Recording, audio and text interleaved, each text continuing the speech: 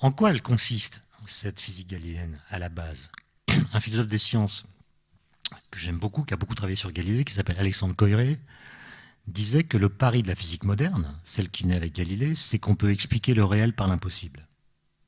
C'est-à-dire, on peut expliquer le réel empirique, le réel tel qu'il se donne à nous par l'observation notamment, par l'impossible, c'est-à-dire par des lois physiques qui, lorsqu'on entend leur énoncé pour la première fois, semblent absurdes.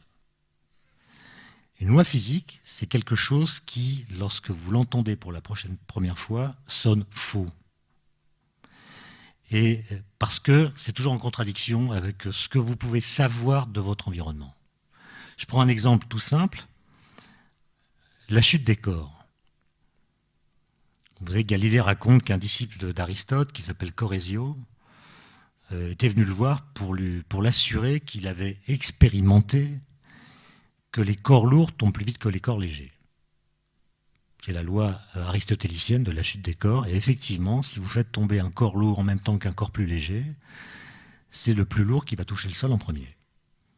Donc l'effet ou l'observation sont, de ce point de vue, parfaitement éloquents et vous poussent à édicter une loi de la chute des corps qui est qu'un corps tombe d'autant plus vite qu'il est plus massif, qui est d'ailleurs la loi d'Aristote. Et Galilée méprise cette expérience relatée par son interlocuteur et lui répond « Je suis persuadé par ma raison, avant d'être assuré par mes sens, que cette loi est fausse. » Bon, on raconte dans beaucoup d'ouvrages, alors je suis allé à Pise récemment et j'ai eu le bonheur de constater que dans les guides de la ville de Pise, depuis 2004, on a supprimé l'image qui était dans les guides édités auparavant, montrant Galilée lançant ses trucs du haut de la tour de Pise. Expérience qu'il n'a jamais faite. Et d'ailleurs, s'il l'avait faite, il aurait démontré par l'expérience la loi d'Aristote. Donc vous imaginez Galilée convoquant tous les sorbonnards de l'époque, qui étaient aristotéliciens, pour leur démontrer qu'Aristote avait raison. Donc il n'a absolument pas fait cette expérience. Par contre, il a réfléchi. Et il a inventé ce qu'on appelle aujourd'hui une expérience de pensée, qui consiste à regarder quelles seraient les conséquences de la loi d'Aristote si la loi d'Aristote était vraiment vraie. Et donc il suppose qu'Aristote a raison, et il se propose de laisser tomber en même temps une boule de pétanque et une balle de tennis, qu'il a reliées l'une à l'autre par une corde. Et donc il fabrique ici un système qui est plus lourd que la boule de pétanque. Et donc si Aristote a raison, en laissant tomber ce système, il va atteindre une vitesse qui est plus élevée que la vitesse de la boule de pétanque quand elle est toute seule, en train de tomber. Mais en même temps, pendant la chute, la balle de tennis qui tombe moins vite va tendre la corde, faire parachute, et faire en sorte que le système tombe moins vite que la boule de pétanque.